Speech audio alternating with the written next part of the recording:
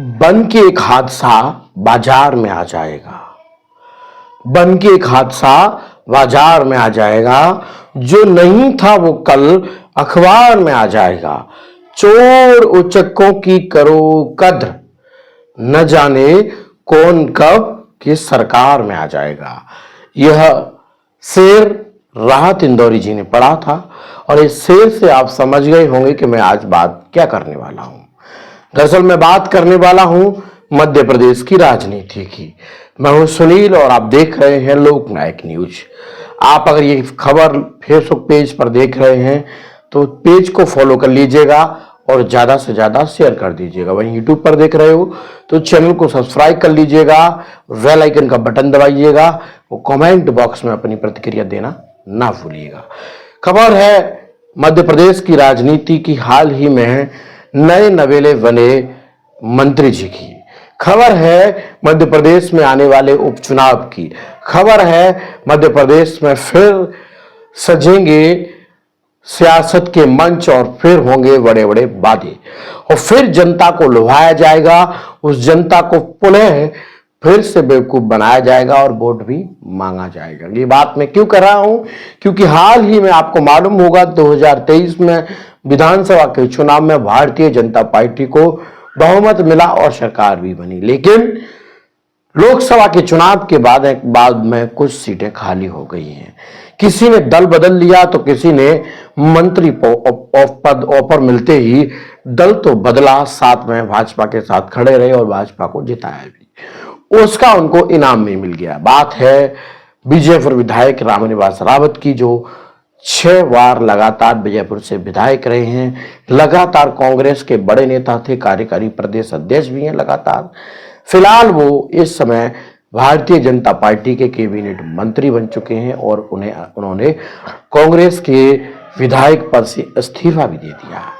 लेकिन अब बात है चुनाव की। उपचुनाव में देखते हैं कि यहाँ की जनता किस मुद्दे पर लेकर उनको वोट करती है, क्योंकि जिस जनता ने उनको चुना, जिन जनता ने जिस दल के खिलाफ उनको चुना, आज उसी दल की गोद में शरणम गच्छामी नहीं हुए बल्कि मंत्री बनकर आ गए हैं क्षेत्र में।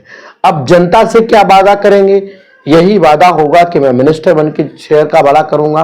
मंत्री तो पहले भी रहे हैं, लगातार कांग्रेस के विधायक रहे हैं, कांग्रेस से दिग्विजय सरकार में मंत्री भी रहे हैं, लेकिन फिलहाल वो भारतीय जनता पार्टी के कैबिनेट के मिनिस्टर बन गए हैं और अब क्षेत्र में उपचुनाव की तैयारियों के लिए भी घूमेंगे। साथ में वो मंत्री बनने के बाद में जनता को क्या सौगात देंगे, विजयपुर के लिए क्या करेंगे, ये लगातार आप उपचुनाव से पहले देख सकेंगे। लेकिन यहां मुझे याद आता है लोकतंत्र। क्या ये वही लोकतंत्र है जिस लोकतंत्र की अटल बिहारी वाजपेयी बात करते थे?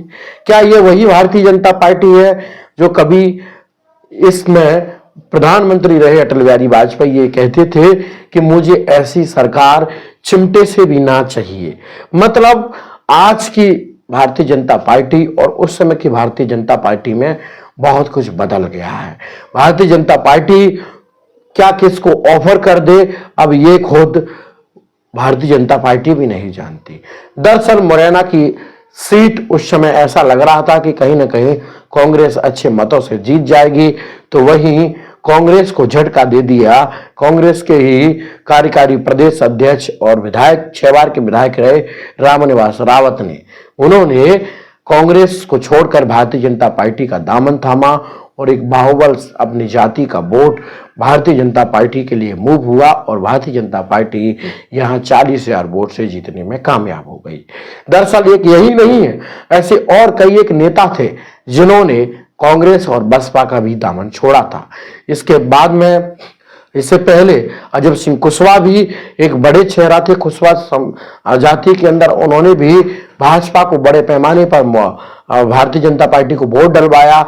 वहीं बलवीर सिंह डंडोतिया जी जो बीएसपी के विधायक हुआ करते थे, ऐसे तमाम नेता जो भारतीय जनता पार्टी में गए और भारतीय जनता पार्टी को उसका लाभ भी मिला और यहां से शिवमंगल सिंह तोमर 40,000 वोटों से चुनाव जीत गए। चुनाव जीतने के बाद में लाजमी थी, सबको ये उम्मीद थी कि ये कम से कम इस बार मिनिस्ट्री मिनिस्ट्री पद को ही लेकर रामनिवास रावत गए होंगे और उनको वो पद मिल भी गया। कल उन्होंने शपथ भी ले ली और अब देखते हैं कि रामनिवास रावत जी विजयपुर के लिए क्या करते हैं। आने वाले समय में जब उपचुनाव होगा तब वहां की जनता क्या दोबारा से भला करती है, उन पर भरोसा करती है, क्या वहां की जनता उनको फिर से चुनती है? क्योंकि ये बड़ी बात उस वजह से है कि अकेली वहां रामनिवास रावत भी चुनाव नहीं लड़ेंगे। अब भारतीय जनता पार्टी का पूरा मंत्रालय चुनाव लड़ेगा, क्योंकि अब वो कैबिनेट के मिनिस्टर बन गए हैं और अब मोहन सरकार के लिए ये बड़ी चुनौती होगी। और वहां कांग्रेस का दावेदार कौन हो सकता है? रामनिवास रावत को कांग्रेस का कौन कौन सा दावेदार टक्कर दे सकता है? फिलहाल जो कुछ नाम चर्चाओं में चल रहे हैं उनका मैं आपको बताता हूं।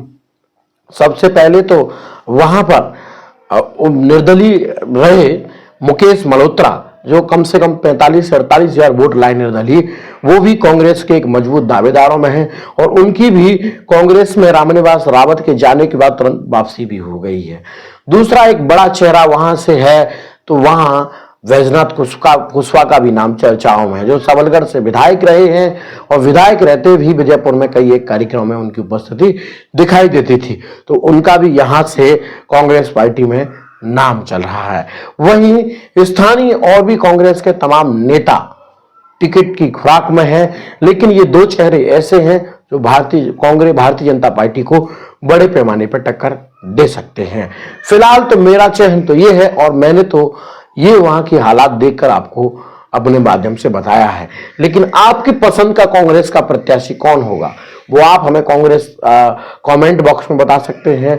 और ये आने वाले समय में आपको पता ही लग जाएगा कि क्या रामनिवास रावत वहां की जो जीतने की साख ही वो बचा पाएंगे, या फिर कहा जाए कि कांग्रेस की जो सीट बड़े पैमाने पर वहां हुआ करती थी वो पुनः कांग्रेस को मिल जाएगी। ये सब आप हमारे साथ भी वहां ग्राउंड रिपोर्ट में देखेंगे।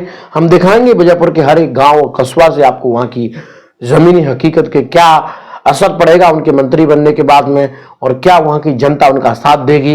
ये सब तो वहां के ग्राउंड पर जाने के बाद ही पता लगेगा। फिलहाल तो आपकी पसंद का कांग्रेस का प्रत्याशी उनके सामने कौन रहेगा और उनके बनने के बाद में क्या आपके क्षेत्र को वहां से उम्मीद है, वो सब हमें कॉमेंट बॉक्स में बताएं। उम्मीद लाजमी है कि आपकी उस कमेंट को देखते हुए उसी पर हम आपका एक अच्छा खासा एपिसोड बनाकर ग्राउंड पर आपको दिखाएंगे भी। तब तक मिलते हैं अगले एपिसोड में। दीजिए इजाजत, नमस्कार।